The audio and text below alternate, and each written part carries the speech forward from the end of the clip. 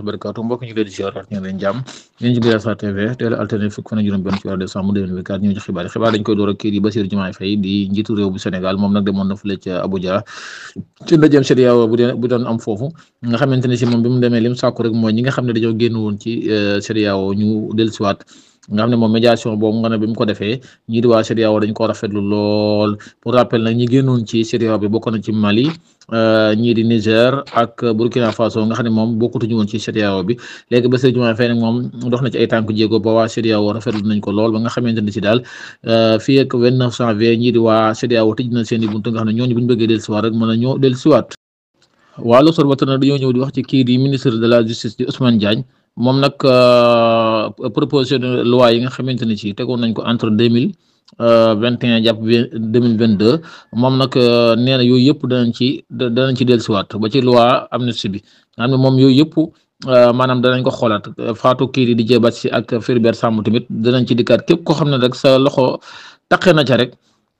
ca rek maanaam yoon dana la jàpp maanaam amul ku mën a doon daal maanaam immunité parlementaire boo mën a am moom defe naa ne lii mënu laa protéger ki xam ne lii mooy Ousmane Diagne mu ne sax danañ taxawalaat lu toll ci fukki kaso ak benn dañ ko taxawalaat fii ci réew mi nga xamante ci def na recours fële ca cour d'appel nag journal bi ne mën na cee jafandiku maanaam journal bi ne mën na cee jafandiku defe ne daal ndigalu préfet moom wuuta mën a jëlee ki nga xamante ne ci mooy Barthélémy Dias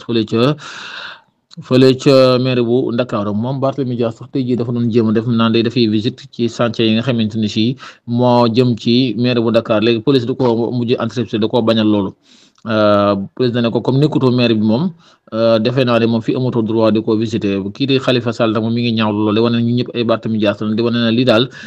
injustice la taw kenn waru koo mën a nangu ci réew mi ñu ñëpp ñu ngi ci ginnaaw kii di Barthélémy Dias ki xam ne lii mooy Khalifa Sall. quotidien nag ñoom dañoo ñëw di xamle ne violence yi nga xam ne amoon na fi 2021 ba 2023 Ousmane Diagne moom maanaam jëlaat na lépp yi passé woon yëpp yuy dellu fois nag nga xam ne si daal moom li mu xam ne mooy képp sa loxo taq rek benn immunité doo ko am maanaam da nga wujj ci yoon nga leeral loolu ki xam ne lii mooy Ousmane Diagne Moussa Bokar Thiam nag mi ngi naan li nga xam ne mooy amnistie bi nga xam ne nguuru Macky Sall tegoon na ko te ñoom ñu bëgg ko fee jëlee ñoom nee nañ bis ñu ko fi jëlee danañ dóor seen bopp bal ki xam ne lii mooy Moussa Bokar Thiam ñoo di xam ne ci affaire yi François Mancabou ak Fulbert Sambou ak Didier Badji sénégalais yi nga xam ne moom dañu leen a faatoon 2021 2004 ministère de la justice moom lancé na mbir mi pour mu leer daal pour mu leer ba jéggi dawe nga xam ne moom ki nga xamante ni ci mooy Mariama Sarr te ñu faatoon nga fële ca Kër Massar militante Pastef boobu moom nee na dossier boobu féete na boor ndax ñi nga xamante ne ci moom faatoon nañ soxna soosu moom maanaam tëj nañ leen seen ngir dund ki xam ne lii mooy Ousmane Diagne mu ne danañ taxawalaa lu toll ci fukki kaso ak benn fii ci réew mi.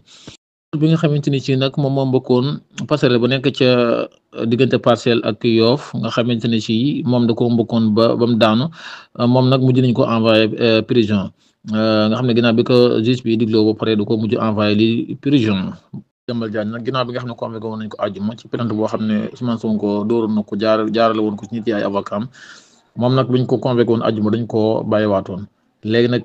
delluwaatoon na. tey jii ci altine gi nga xam ne dafa fekk plainte kii Abdoulaye Sylla ak Diop Taïf lépp jëm ci wàllum diffamation moom nag dañ ko mujj libéré waat mu dem nga xam ne moom ba mu génnee sa leerul li tax ñu maanaam ñu libéré ko waaye nag du ci mënti am daal moom ñi ngi xaar ba xam ndax dana amaat yeneen convocation moom mi di Madiambal Diagne. d'arachide 23 tonnes d'arachide saisies 3 opérateurs interpellés fële ca diwaanu Tivaouane nag service départemental ba ak gendarmerie arrêté na li toll ci 23 tonnes nga xamante ne ci maanaam nga xam ne gerte gi nga xamante ne ci gouvernement bi tënku na ko ci 275 francs yoo xamante moom la ñu war a jaayee kilo gerte bi waaye ñoom nag daa mel ne romb nañ ko di jaayee 300 francs kilogramme nga xamante ne ci daal loolu fan yële yoon am na ñu ci jàppoon waaye bi yoon nag moom ci yoonu Tivaouane la ñu def li ñooy waa gendarmerie ànd ceeg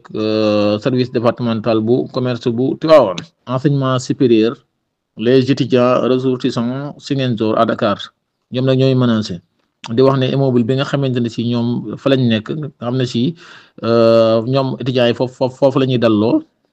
mooy seen logement war nañoo fay lu toll ci 20 millions d'arriérés war nañ koo fay. loolu nag ñu ngi ciy interpellé gouvernement bi ñoom daal ñu ngi menacé di wax ne daal war nañoo fay 20 millions yoo xamante ne ci gannaaw ba leen ko luyee ñoom nag ñu ngi wax gouvernement bi ñu jàppale leen ci loolu balaa ñu leen di génne foofu. day ñëw ci yeneen i xibaar di leen ñaan ngeen abonné te partagé fii ci Guyaar Sarr TV salaamaaleykum.